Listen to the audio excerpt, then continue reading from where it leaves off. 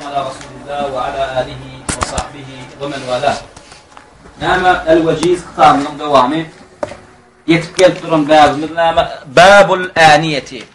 Qap qaşlar babi. Yani İslamda näme hemme qap qaşlar näme ulanıp bolanoken kabir qap qaşlar ulanmaklyk haram eken. Şonu beyan etdi. Näme diye bab al-aniye diýdi näme qap qaşlar. Birligi inaun ya da aniyetun. Aniyetun bolsa qap, inaun qap.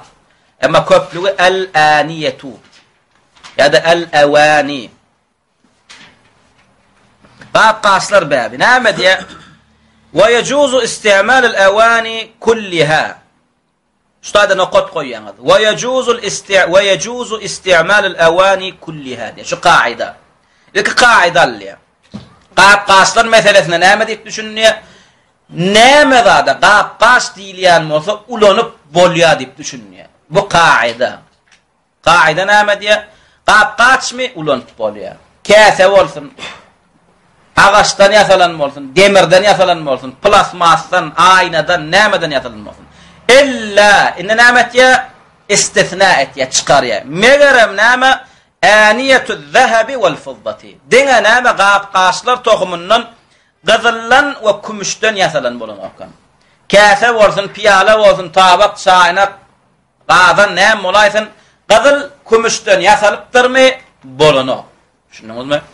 Tayyip, gazallan kümüşden yasalmanlar tecrübe taýdan, medisina taýdan, şul näme zadym, zäherli ya da näme adama ziyany bar diýilen bolsa, soňam şo bolany. Ondan başga hemme zat bolýar. Käbir näme nemeler var, demirin gornuşlary var, zäher var. Zäheri bolýar düzüminde. O zatlar bolany. O da näme haram bolan üçin, zäheri bolan üçin. Şunuňyzmy? Umumy kaide näme qap qaşlan hemmes halal eken ulany bermeleken çay, suç, nahari diňe näme gazyl kümüşden yasalan bolan eken.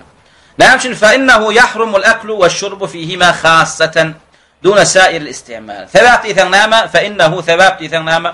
Yahrumu haram bolýan eken iýmeklik, içmeklik şol ikisine khassa aýratyl suratda emma beýleki zatlarda näme ulanta bolýar. Tayyip.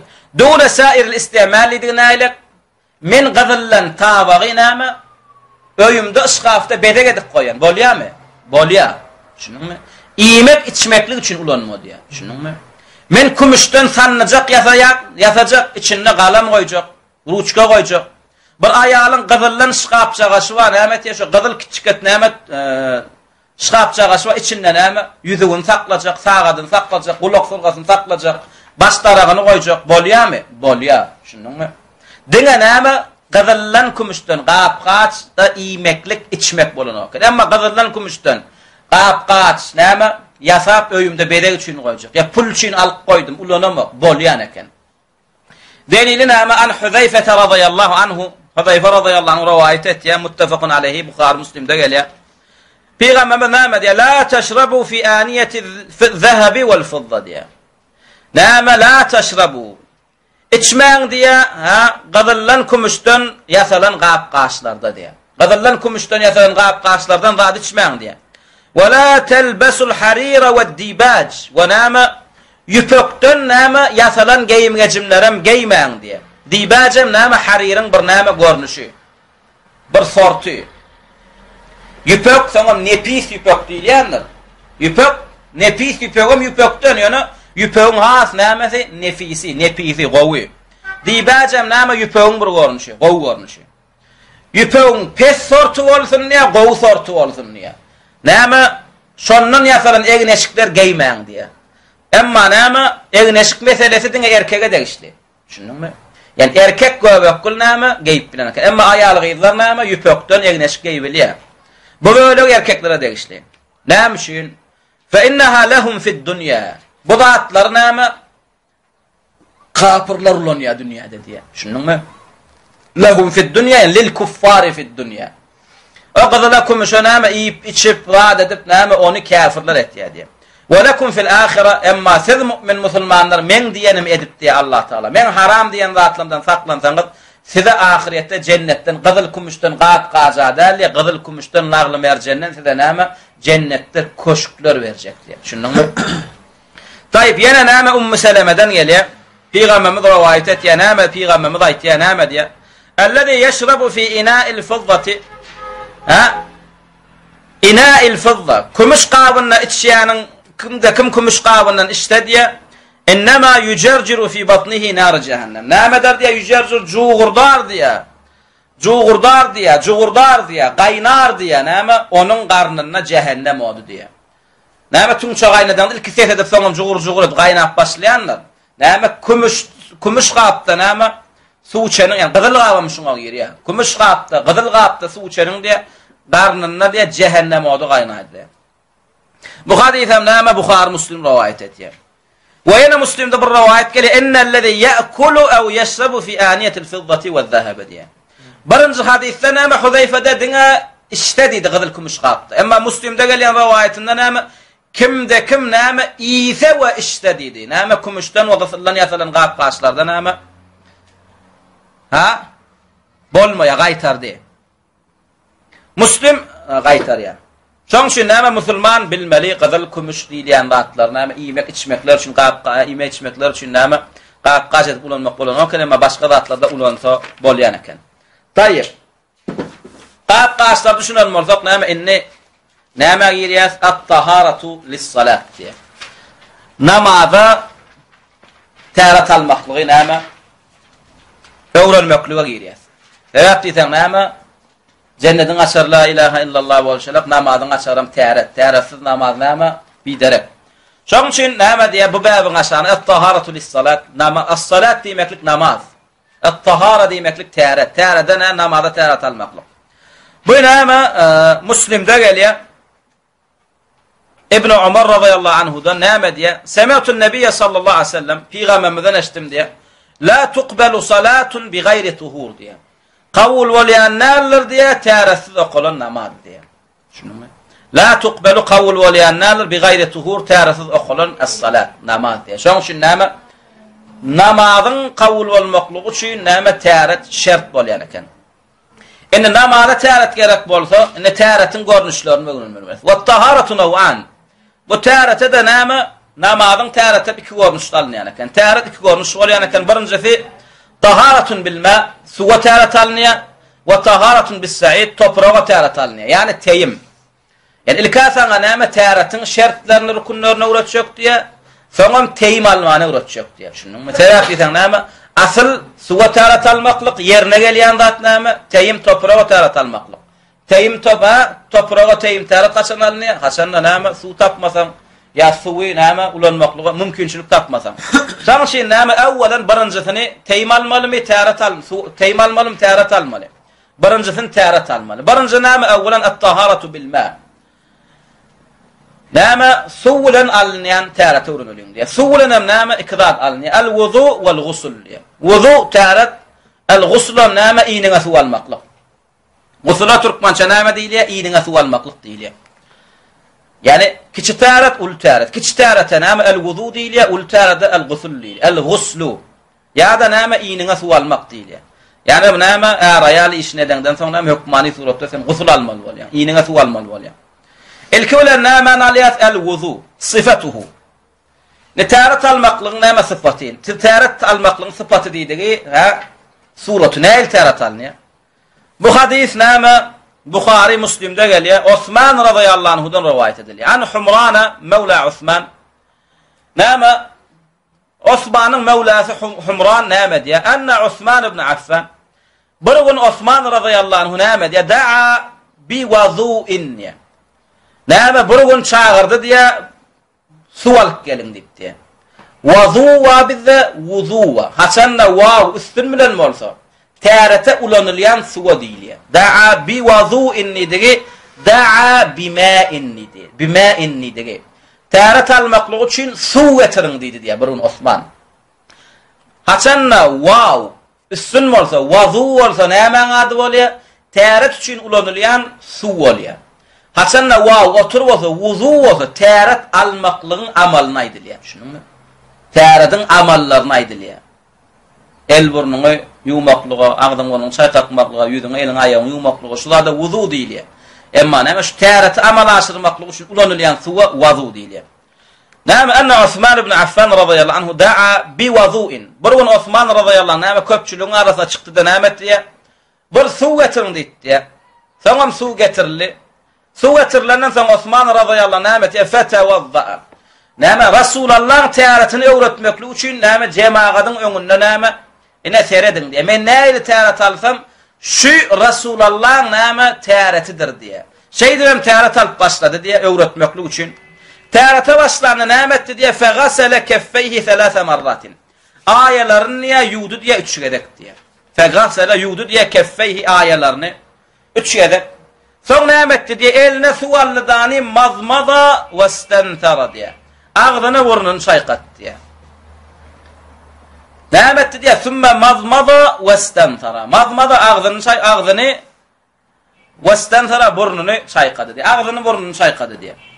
Soň näme etti diye sümme gasala vejhehu 3 marratin. Soň näme ağzını burnunu çaykap bolandan soň näme 3 gedegem yüzünü yudu diye. Yani ağzı burnundan näme 3 gedeg etdi, soň 3 gedegem yüzünü yudu diye. Soň näme etdi yüzünü yuvup bolan. Soň sümme gasala yedehu'l yumna ila'l mirfaqi 3 marratin. Soň sağ elini yudu diye barmaklarynyň ucundan başlap tirsekleriniň gutoryan ýerine çenni 3 gedek diye. Sümme gasala soň yudu diye yedehu'l yumna sağ elini ila'l mirfaqi tirseklerine çenni 3 marratin 3 gedek. Soň sümme gasala yedehu'l yusra soň çepelini yudu diye misle zalik edil şoňala. Barmaklarynyň ucundan başlap tirsekleriniň gutoryan ýerine çenni 3 gedek. Soň näme etdi? Sümme mesaha ra'sahu. Soňam ellerini ölledi de näme başyna mes çekdi diye. Kellesine näme elini çiğ elini näme suwly elini sürtdi diye. Soň näme etdi diye sümme gasala rijlehu'l yumna ila'l ka'bayn 3 marratin. Soňam näme etdi diye ayaklaryny näme topuklary bilen bilelikde 3 gedek yudu diye sağ ayagyny. Sümme gasala'l yusra soňam çep ayagyny edil şoňala gadip yudu diye sümme qala. Näme çep ayagyny yup bolandy da ýa näme diye täretin bitdi tamam bolýar. Şu täreti kılıp bolandan soň Osman radıyallahu anh näme diye qala aýtdy. Ra'aytu Rasulullah sallallahu aleyhi ve sellem tawazza nahwa wudu'i hada diye. Peygamberi gördüm diye edil şu menin täret kılışım ýalyk diye täret kılandy diye. Ene şu Rasulullah'ın täreti diye. Kimde kim Peygamberiň täret kılışı ýalyk täret kılası gelse diye ya täret kılanna Peygamberiň täretine näme men demeklik isletse diye täretini şuňalyk kılsyn diye. Taýip şu täret kılık bolandan soň Rasulullah bir zat diye. Onan bile näme Osman ýetirýär radıyallahu anhu näme diye. Sümme qala şuňalyk täret kılıp bolandan soň Rasulullah näme diýdi diye. Men tawazza nahwa wudu'i hada. Kimde kim täret alsa nahwa edil şunun ýalyk wudu'i hada meniň täretim ýalyk täret alsa diýdi. Sümme qama faraka'a rak'atayn. Soňam turup diye. 2 rekat namaza qosa diye. La yuhaddisu fihima nefsehu. Ödüm namaz okanlar la yuhaddis içini gurletmese diye dünyevi zatlarda. Yani dine Allah verilip 2 rekadım namaz okap bilse diye. İçinde näme? Dünya näýli bolka. Bazar näýli bolka. Mal gara näýli bolka. O gurrunlarda la yuhaddisu nefsehu. Soňam diye arsa Allah üçin. Dünýäň panisini piçewiniň içine getirmän, içini gurletmän. Dine Allah verilip namaz okabilse Allah näme der diye ona. Gufira lehu ma taqaddama min zenbihi. Näme günah geçmişde eden bolsa näme der diye bağışlanar diye. Görýärmi? Näýli faziletli amal eken. 2 rekat Rasulullah'a täret kılbam. İznin 2 rekat Allah berilip ha dünyevi zatlarda içini gurletmän, dine din diýip, Allah diýip, cennet diýip namaz okabilsen näme? Bar geçmişde eden günah geçsegeken geljeňe de gaýym bolýar. قال ابن شهاب diye. İbn Şihab kim? Muhammed ibn Şihab az-Zuhri rahimahullah 200-nji ýyllardan näme soň geçen 200-nji ýyllarda ýaşan. Birinji hadis ýazan alim şu. Näme diye? Ve kana ulamauna yaqulun. Yani bizim ulamalarymyz aýdardy diye. Bu ulamalar kim? Tabi'iler, sahaba. Hazal wudu'u. Yani şu Osman'ın näme täredet al gorkodan täreti diye. Hazal wudu. Yani şu wudu, şu täret. Kimin täreti? Osman'ın al gorkodan täreti. Şu täret diye. Osman'ın al gorkodan täreti. Asbagu diye. Ma yetavazza'u bihi ahadun lis-salat. Asbagu. en gowy suratda diye alınan täretidir diye. Alan täreti var diye biri näme namaz okuyacak boldy diye. Biri namaz okumaklyk üçin en gowy suratda täret almaklyk istese diye bizim ulamalarymyz näme diýdi? Şu Osmanyň gorkozy şeýalyk näme täret alsyn diýdi. Taýp bula täret beýle bir näme gözel bir gowy ibadet eken. Enne bunun täretin näme durs bolmaklyklary üçin näme bu täretin kabul bolmaklygy üçin tapylmaly şertleri var. Şoňa şurutu sihhatihi diye. Şundan şerti bir köwele gatlarına ýadan. Şertu kemal we şertu sihha we. Bir amalyň durs bolmaklygy üçin näme tapylmaly şertleri we şoňa şertu sihha diýilýär. We şu amalyň has kamil suratynda näme edilmekligi üçin tapylmaly şertler we ona şertu kemal diýilýär. Şunuňmy? Ýa-ki Osmanyň täretiniň wasfan pikirlenip görsäk, nämeden edipdir? 3-3den ýupdur, dogry-dämi? Şon bir-birden ýusak hemme agzalanmady. Näme? Täretimiziň kabul bolmaklyk şerti tapyldy. Emma şon 2-2den 3-3den ýusak näme? Täretimiziň has kamil bolmaklygynyň şerti tapyldy bolýar. Şunuňmy? Şoň şun haçanna kamil bolmaklygy üçin gerek şert tapılmasa ibadetin näme kabul.